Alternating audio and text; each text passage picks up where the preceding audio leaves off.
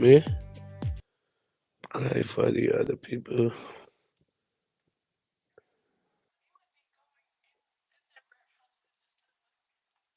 Mhm.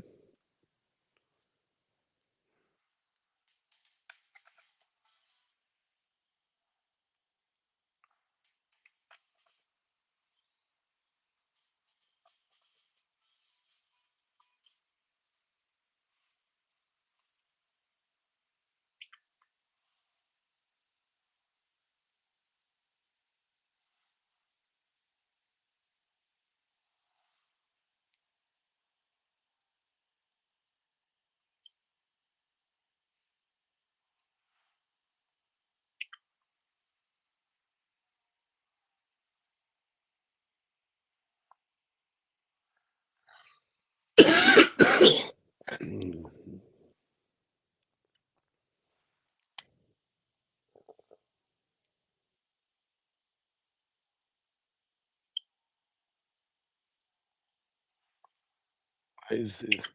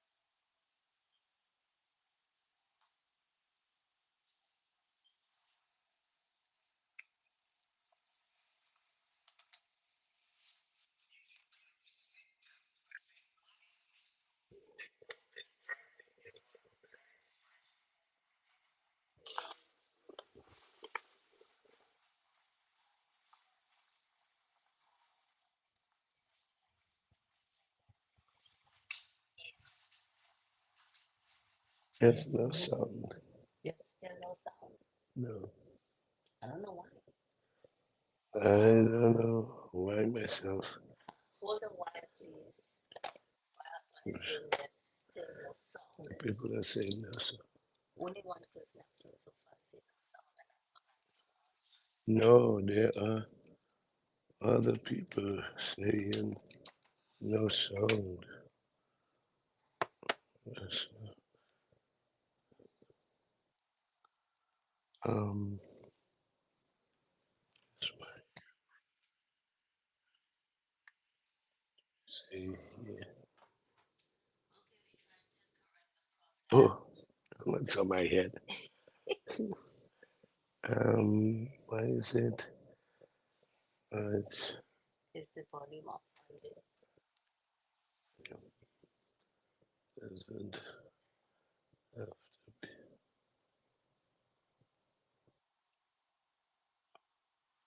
be That's all the way down. up. It's all the way up. The volume. This has nothing to do with it. Ask them if they could hear you. Okay, if you can hear me now, and it's not showing on the big screen. If you can hear me, let me know. Because apparently a lot of people are saying there's Hold no on a sound. second.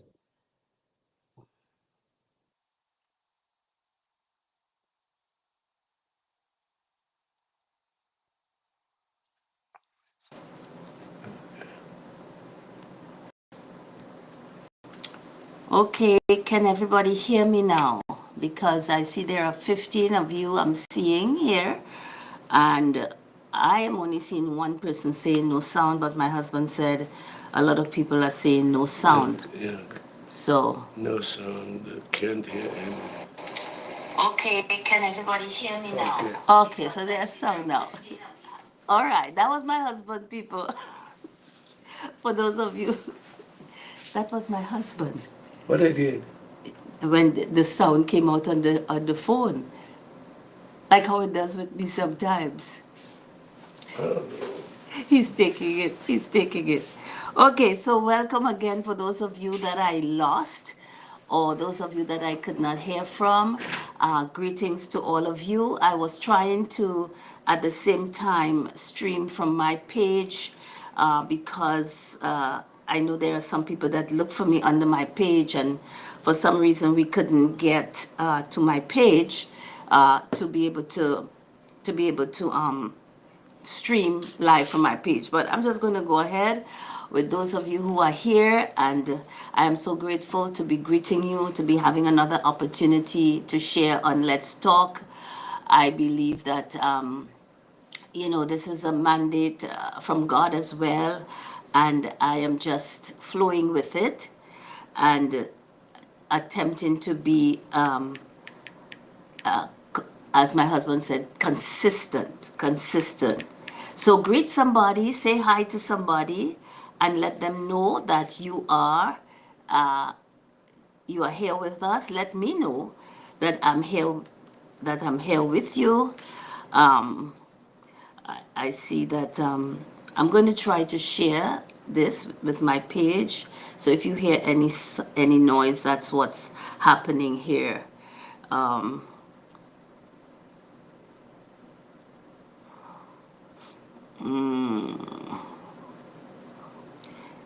yep, I'm trying to share to my page, people. But in the meantime, all those of you who are on, and I'm not really seeing a lot of, I'm not able to scroll well.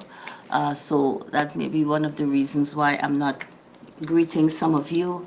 But all those of you who are on at this time, Dionysia, Valencia, I already greeted you, Miranda. Okay, I'm seeing all the no sounds now. Joseph, Florestine, all those of you that are coming up now, Katina, yeah, and letting me know that you're hearing. Uh, okay, okay. Thank you, thank you, thank you. I know it's much delayed, so it's okay. So, good evening to everyone. Connie Grant, nice to see you, my dear. NG Grell, it was so great spending that time with you in St. Thomas with you and your daughter. And who else am I seeing there? Okay, thank you for sharing, Katina, and thank you for reminding us to share as well. So, all those of you who are coming on, please go ahead and share. For some of you may not need to share to your group, or share to your page, or share to something that will cause other people to come on. Well, I'm going to go right into what I'm going to share on this evening because I actually um it's just this is just so strange. But let me share this with you first. We will not have any Zoom after, because as most of you know, or many of you know, we just got back home. Actually, it by the time we got home it was morning, almost 1 a.m. this morning. And we are leaving tomorrow, the Lord willing, for Scotland to do the covenants over there. And as you can imagine, having been away for the week, we still have a lot of packing and so on to do. So we are going to have to, I'm not going to go into the Zoom part of it. And next week, Monday, the Lord willing, most likely there will be no Zoom.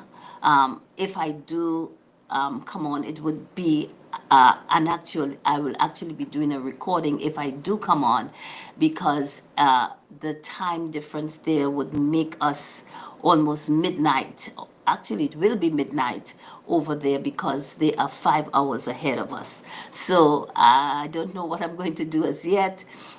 If the Lord leads me to be on at midnight, I will. If not, I may make a recording. If not, you will catch me the next Monday, the Lord willing. Okay? So I'm going to tell you how I came about what I'm going to share tonight. And it is entitled, What is in Your Hand? What is in Your Hand?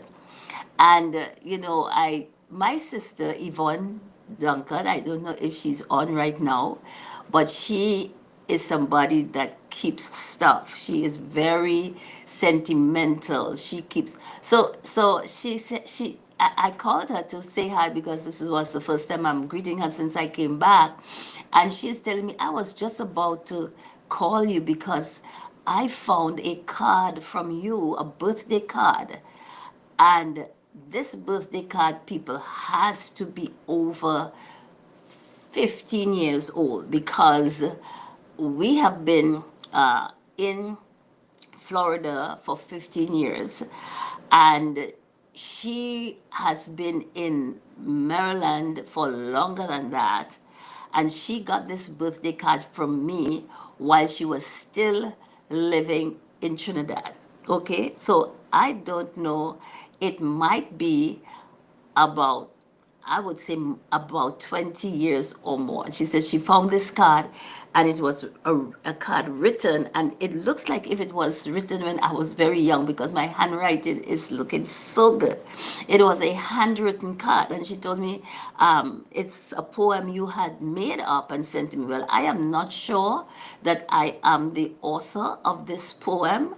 I tried Googling it to see if I could find out this poem or find the words of it. I'm going to continue to do it because I used to write poems long ago. So it might be as well as it might not be. So I'm, I'm taking the part that it was not my poem, but that I might have written it out for her in a card, one of those plain cards. But this is what it said. It says, What is in thy hand? What hast thou in thy hand, woman? One handful more. Go feed the prophet, and 'twill last till famine days are o'er. What hast thou in thy hand, widow? A pot of oil. Go pour it out and find a store of rich and priceless spoil. What hast thou in thy hand, Mary? Some perfume rare. Pour it upon his head, 'twill flow in fragrance everywhere. And Dorcas, what hast thou? A needle and some thread. Give them to God, they'll bless the poor and bring thee from the dead. What hast thou in thy hand, widow? 2 mites, no more. Give them to God, and they shall grow to be a mighty store. What hast thou in thy hand, mother? A baby's hand. Train it for him, so shall thy life bear fruit in every land. What hast thou in thy hand, teacher? A child's young mind. Teach it to live for God and man, so shalt thou bless mankind. What hast thou in thy hand, writer? A common pen. Use it to write his messages upon the hearts of men. I don't even remember ever seeing that poem, much less sending it to my sister, but I just thought that it is so fitting with what we have been talking about for this year. And, especially as Apostle, my husband, has shared with us that message from the Lord where he said that this year is going to be, that this year will be an exceptional year, but it will be based on our expectations. And, the relevance to this, and when I saw this, what it made me realize is the same thing that we've been saying, that expectations are not of any, how should I put it? if you have expectations, then you have to act in the direction of those expectations. It's almost the same thing as goals, but goals are different to expectations, okay? Because goals, as they say, have to be smart. They have to be, and one of them is that it has to be measurable, it has to be realistic. Okay, so goals have to be realistic, but expectations can go beyond what is realistic, in the sense that what I'm saying is that if your expectations are just based upon your own ability or your own strengths, if your expectations are just limited to that, then we don't really give God much to do, because if we can do it, then we don't even need really God to do anything, because we can do it. So when with expectations, we have been saying raise the level of your expectations. In other words, give God something that might seem hard for you to do, and see how he will come through for you. Because if God has given us a clean slate, and that's another thing that was shared, that he has given us a clean slate, a fresh start. We don't have to limit ourselves to what we've done in the past, or feel, how should I say, sometimes we feel so bad about things that we failed, or maybe you set goals, as we always do every year, or maybe you set New Year resolutions, and you failed miserably with them in 2024. Well, God is saying, listen, I'm giving you a new slate. Don't worry about those things in the past. I'm giving you a new slate, a clean page. Just write on it. Write your expectations. Write what you expect from God. And the reason that I chose this poem is because, one of the things we have to realize is that with God, you there's always something that you can bring to the table. There's always something that you can give, or that you can offer to him, for him to now multiply and bless beyond measure. So when we're talking about your expectations, writing down your expectations, don't just write them down and do nothing. Don't, you're not even moving in the direction, because I shared with you last week this scripture verse where God told Abraham to walk through the length and breadth. God said, I am giving you, I have given you, is there something wrong? Oh, God said, I have given you this land. He said, look as far as you can see. Look to the east, the west, the north, the south. He says, I'm giving you all the land that you can see. But then God gave him some instructions. He said, walk through the length and the breadth of the land. He says, wherever the sole of your foot treads upon, I will give it to you. So it means to say that even when God gives us a promise, or even when we have an expectation, or we look into God to do something for us, there is something that we have to do ourselves. There is something that God expects us to do. There are some instructions that God will give us along the line of our expectation. And if we don't walk in it, if we don't start to move in the direction of those expectations, we can come to the end of the year, and then we say, oh, I had this down in my expectations, and nothing ever came of it. Let me just give you what might look like a silly illustration. What if you have put down in your expectations that I will be hired by a Fortune 500 company? And that's a big expectation. Okay? Or what if you have down in your expectations that I will make the first 50,000 in my own business. So that, or even 100,000 this year in my own business. Now you haven't even started a business yet, but you've put that down as an expectation. You can't just do that and sit still and do nothing.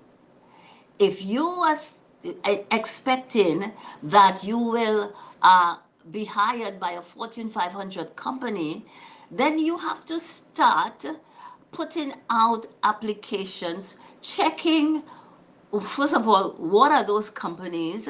What are the positions that they have? And then start putting out applications. Why? Because you expect your expectation to come to pass. In other words, you are expecting God, once you make that step, once you step out on the waters, as we say, that God is going to come through and He's going to magnify the rest of it. He's going to cause things to come into motion in order for that expectation to come to pass. So it comes back to this poem that I read to you, where all of these people basically the question was, what do you have in your hand? You know, for this woman that was about to perish with her child, all she had was a handful of meal. But what was it? It says, feed the prophet and it will last until the famine was over. So she had to make a step of faith. She had to follow the instructions that God gave her concerning what to do with this handful more that she had, this handful of flour or meal, as they called it in those days, that she had. Then we have the case with the widow, and I've shared that with you on this forum before, where her husband had died, and the creditors were coming to take her sons to make them slaves because her husband died in debt and leaving her and his children in debt. And so the prophet asked her, what do you have in your house? And she said, a pot of oil. But then instructions were given to her as to what to do with that pot of oil. She was told to go and borrow vessels. She was told to borrow many vessels. She was told to shut the door and to begin to pour out the oil. So it says, go pour it out and find a store of rich and priceless spoil. And didn't she end up with a store? Didn't she end up with an oil industry that she was able, as a matter of fact, the prophet told her, go sell it, pay your debts, and you and your son live off the rest. So she had instructions to follow. Then we have the example of Mary. They said, what do you have in your hand, Mary? That's what the poem says. And she says, some perfume rare. And she had this expensive perfume that they said was worth a year's salary. And then the instruction came to her in her spirit. It doesn't say anybody told her to do this, because, as a matter of fact, they were very upset with her for having actually done it. They felt that, this could have been sold, and the money used for the poor and all of that. But it says, pour it upon his head, 'twill flow in fragrance everywhere. And what does that mean? Didn't Jesus say, of when she followed that direction in her heart to just anoint Jesus, to honor him in this way? Didn't Jesus said that this act of hers will be spoken of throughout the world? And in all the gospels where that is mentioned over thousands of years now, that woman's act has flowed everywhere. As a matter of fact, we sing songs. I know this song, I can't remember the name of it now, but the song, I've seen people dance to it and so on. But that song about I come to bring the oil, and so on. So it actually happened. And then we have the example of Dorcas, where it's asked the question, what do you have in your hand, Dorcas? And she said, some needle and some thread. And that might look as something so insignificant. And that's where many of us fall into error in the sense that we feel that what we have is insignificant. We feel that the gift that we have, or the talent that we have, or the money that we have is insignificant. It's not enough to do anything. But what did Dorcas begin to do with her needle and her thread that she had in her hand? She began to make garments for the poor. She made garments for them. And so when she died, what happened? It actually led to her being raised from the dead. The poem went on to say, "Give them to God; they'll bless the poor, and and um, and raise you from the dead." What happened as a result of her giving, as a result of the fact that she put her hand to do something? She couldn't preach. Maybe she didn't have money to do any great project. It doesn't say she could cook, but she could sew, and she put her hand to do something. Just like some of you can put your hand to do something, to start a business. Maybe you can crochet, maybe you knit, maybe you cook, but you put your hand to do something. And it says that because of her offering up what she had to the Lord, and when she died, everybody had the same story to tell about her, and they are the ones that asked the servant of God to come and to pray. And sure enough, she was raised from the dead. Did she know when she started to make those garments for the poor that this would actually bring cause her to be brought to life? Did she know that? Of course she didn't, but she put her hand to do what she could. And then they ask about the widow, and we know the story where this woman gave just 2 mites. That's all she had. And Jesus said of her, "She has given more than all of you," because she gave from her need. She gave, Jesus said she has given all that she had, as opposed to those who were just giving God from, what was left, or giving God a bit, or tip, as my husband likes to say. And then it goes on to talk about some of the poem goes on to talk about some everyday situations now. So it says, "What do you have in your hand, mother?" And it says, "A baby's hand. Train it for him, so shall your life bear fruit in every land." So maybe you're a stay-at-home mom, as they call them. And maybe you feel that, oh, I could have had such a great career and this and that. And sometimes we start to feel a little resentful at the fact that here am I just raising children, just raising. And sometimes you may want to feel a little resentful. Sometimes you may want to feel a little sorry for yourselves and so on. But here, listen, I remember that saying, "The hand that rocks the cradle rules the world." So you could either be raising an Adolf Hitler, or you can be raising a William Wilberforce, or an Abraham Lincoln, or somebody that has left a mark on the world. We just buried President President Jimmy Carter. Yes, I think so. I don't want to kill the wrong president. But he just buried a president that, over his lifetime, his 100 years, did so much good. Somebody raised him. Some mother raised him. And so don't minimize your role as a mother, on being able to make an influence upon a child in those formative years, being able to form that child, being able to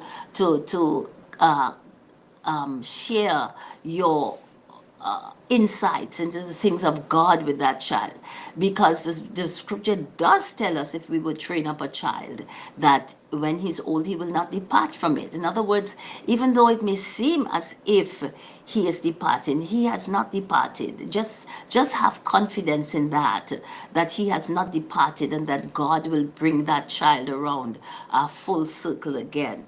And the other one is a teacher. And you teachers out there, I know teaching has become, almost a battle zone for some people. But listen, it says, what hast thou in thy hand, teacher? A child's young mind. What a privilege we have to influence a child's mind. It says, teach that mind, that young mind, to live for God and man, so shalt thou bless mankind. And as teachers don't even realize that they have, especially those teachers who are in elementary school. Usually, you teach those children for 8 hours. You have them when they are alert. You have them for longer sometimes in a day than their parents even have them. What a privilege! What an honor! To be able to influence those minds in the way of God, teaching them to be citizens that will bring, help and relief and honor to the country. And the last one was, what hast thou in thy hand, writer? A common pen. Of all the millions and millions of books that there are in the world, we have, I think sometimes we feel that we don't, that nobody reads again. I was, every time I see somebody come on a plane with a book, I want to see what's the title. I'm trying to see what's the title of the book, because it's so few people read anymore. Most people who come on a plane, especially if it's going to be a long flight, they're looking to get as many movies as they can to pass the time. So it's become a very rare thing to see somebody with a book. But every person who comes on with a book, every person who takes a book in their hands, it is because somebody wrote something. And whatever they wrote now has the power to influence that person. And so it says, use it to write his messages upon the hearts of men. And so, here it is, all of these years after, and some of you came on late, so you didn't hear the story, but all of these years after, more than, I would say, probably 25 years or more, since I sent, it's more than 25 years. And I wish Yvonne was on, that she could tell me. She did tell me early on, but more than 25 years ago, I sent this poem to my sister, and I hand wrote it. It's written in my handwriting for her birthday. I sent it to her as a birthday card. I I don't remember having done it. And she probably doesn't even, she probably forgot, never remembered it until she came across it in her mementos, in her stuff that she collects and so on, all these cards and so on that she had there. But here it is today. It is still impacting. It's impacted my life by reading this poem over, and I hope that it's impacting your life as well, because it's causing you to ask yourself, what do I have in my hand? What is it that I can give to God? What instructions can I receive from God concerning this talent, this gift, this word, whatever it might be? How is this, as I give it to God?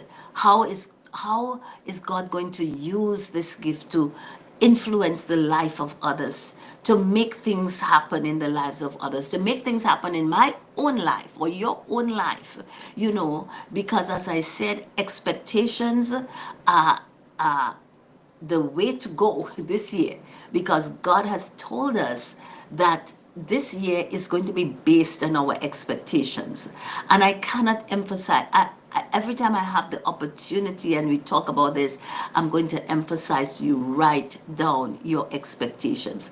Get some expectations. Have you written down any of them as yet? And if you've written it down, go and look at it again and ask yourself, how can I raise my level of expectation? And what step do I need to do in order for God to begin to, that domino effect, if you want to call it, but God to begin to accelerate whatever it is He has for me to do. And I trust that you are thinking seriously about this. I trust that you will go back. I trust that you will go and look at your expectations, whether you have it in your phone, your tablet, in a book, on a piece of paper. And I would advise you, if you have it on a piece of paper, please get it somewhere where it can be preserved throughout the years, because you need to come back and look at those expectations. As a matter of fact, we look at it daily, and we are always looking, is this the day that these expectations will come to pass? Well, I have spoken for a long time. I trust that this has inspired you. I trust that you are going to listen for instructions concerning what to do. And the first instruction is get your expectations. Get some expectations. Write them down. And don't just think, well, I have it in my head, because we can forget sometimes what we have on my head. So Loveth is saying she has it on her screensaver. Wonderful, Loveth. That means you must see it not only every day but several times a day. So do that, because you have, every one of us, and I think I shared this also already, each one of us has received a gift. Each one, that's what the word says. Each one of us has received a gift, a grace gift from God. And then if we come to recognize that gift, and we begin to give that gift back to God, and step out in the direction of that gift, act upon that gift that God has given us, we are going to see tremendous, tremendous results this year. I am in anticipation. Valencia says, I wrote all my expectations down in a book. Great. Bobby Rafter said, I wrote mine and have them laminated. Wonderful. What I know, you all are serious when you are saying that. Bless Rewrite says, yes, I have mine on my phone and my screensaver. Wonderful, wonderful. I'm so proud of those of you who are saying that. So with that, I'm going to say, Pat Balak, you saw me, you found me, wonderful. So with that, I'm going to say good evening or good morning for those of you who are watching from Japan or somewhere else, the Philippines or so on. I'm going to say good morning, good evening, good night to those of you, and I'm going to sign off here. As I said at the beginning, we will have no Zoom tonight, because as you know, we travel again tomorrow, the Lord willing.